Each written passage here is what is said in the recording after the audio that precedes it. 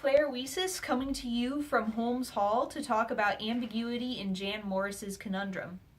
One interesting thing about conundrum is that it introduces the idea of gender being a spectrum despite being published in 1974. This is radical and a hotly contested idea even now in 2018, so to say it in 1974 is positively wild. Jan describes that she believes that everyone falls somewhere on a spectrum between male and female, and if their sex lines up with whichever side of the spectrum they are closer to, they are happy and well. She sees medical transition as a way to move your sex closer to aligning to your gender, though she recognizes that there are some biological parts of her that will always belong to maleness. Therefore, no matter what she does, in some ways, her sex and gender will always be ambiguous. Near the end of conundrum, Jan says, "So I do not mind my continuing ambiguity. I have lived the life of man, I live now the life of woman, and one day perhaps I shall transcend both. If not in person, then perhaps in art. If not here, then somewhere else." I'm going to examine this passage more closely. This passage is extremely ambiguous, not just in regards to Jan's gender, but also if and how she will transcend it. The whole tone of this passage is rather separated from the issue. The word perhaps is used twice in the same sentence, which is a very passive word and serves to show that not only does Jan not really know her future, but she doesn't particularly care. This is further emphasized by the repetition of the if not then motif. She says, if not in person, then perhaps in art. If not here, then somewhere else, which directly shows example of what she doesn't know, provides possibilities, and dismisses them. This passage is written very casually. It begins with the word so, which is normally not how you want to begin a sentence. It is especially casual because this so begins a paragraph, not just the sentence. This passage is written more as a conversation than as a formal piece of writing, which seems to drive in the point that the author doesn't really care about her gender, her fate, or the reader's opinion for that matter. The next place I would like to look at ambiguity and conundrum is where Jan is talking about the part of her life where she has begun taking hormones but has not yet progressed to surgery. She describes all sorts of trials, tribulations, and bizarre reactions because of her ambiguous gender presentation.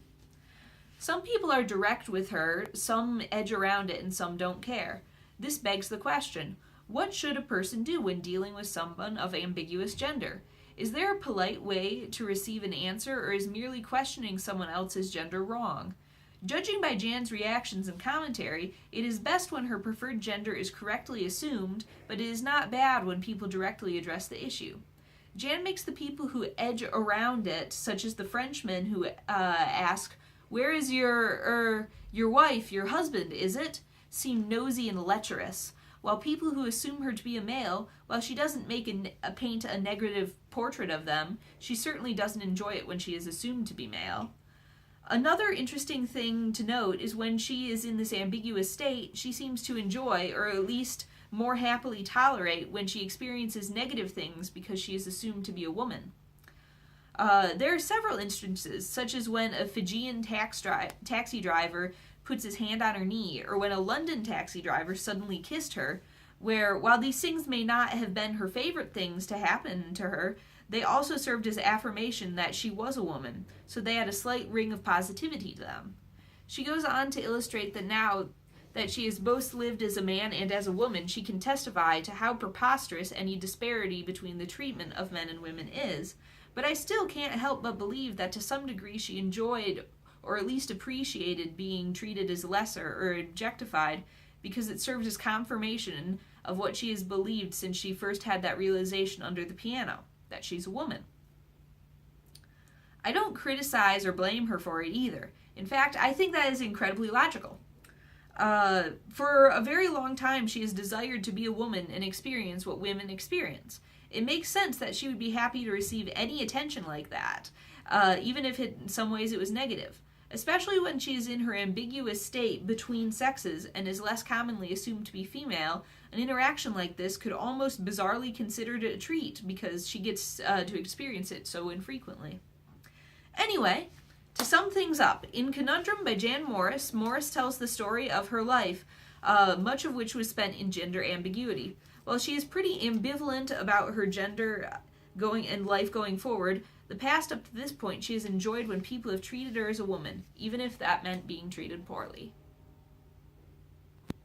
Yay.